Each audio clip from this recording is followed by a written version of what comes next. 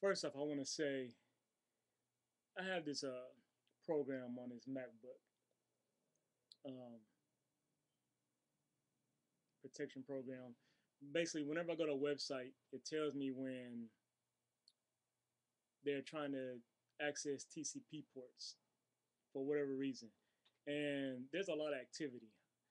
I don't know if you're aware, but like when you go to the YouTube or anywhere, it's always somebody to access. Whether you can see that like it's ad serve, there's advertiser, but it's a lot. Sometimes I have to click.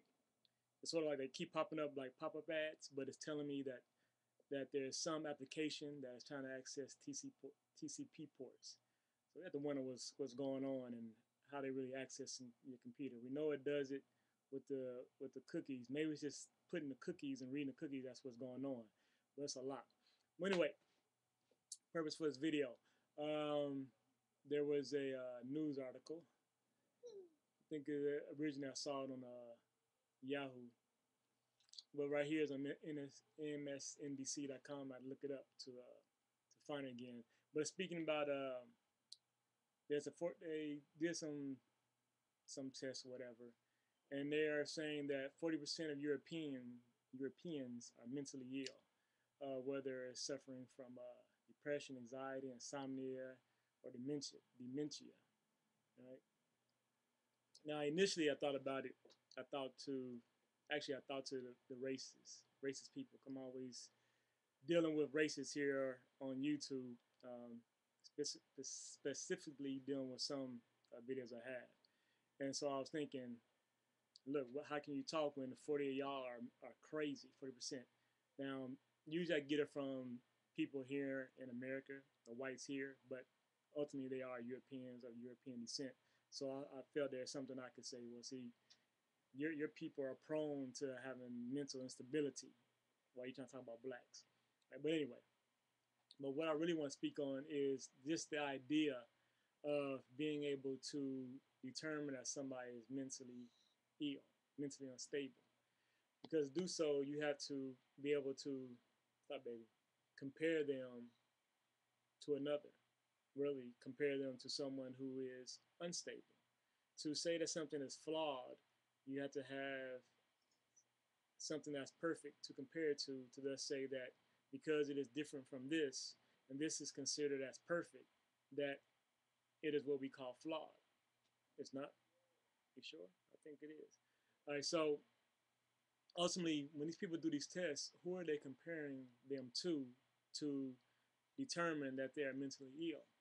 Well, ultimately, what you have is somebody who is saying that they themselves are normal, that they are mentally fit, and have all their mental capabilities. But once again, basically that they are perfect,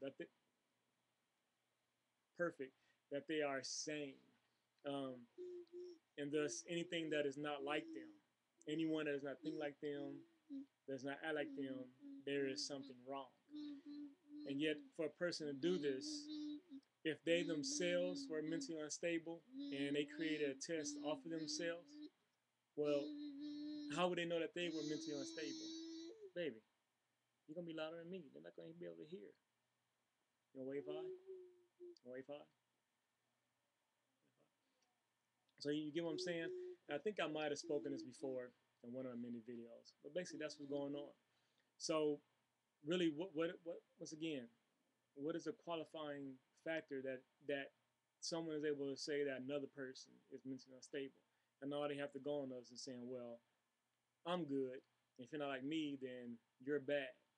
And somebody might say, well, it goes beyond that.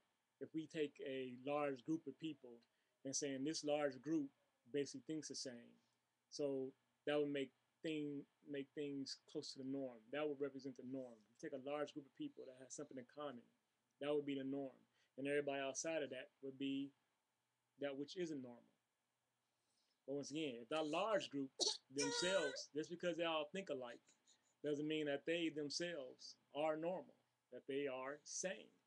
For instance, we can go to the racists. You have one racist person who lashes out at minorities, blacks, because of skin color and talks about them. And you know, you can say that alone. I could say that they're mentally unstable.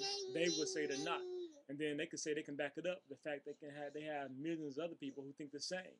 So just once again, just because there's strength, if you will, in numbers, it still doesn't validate anything.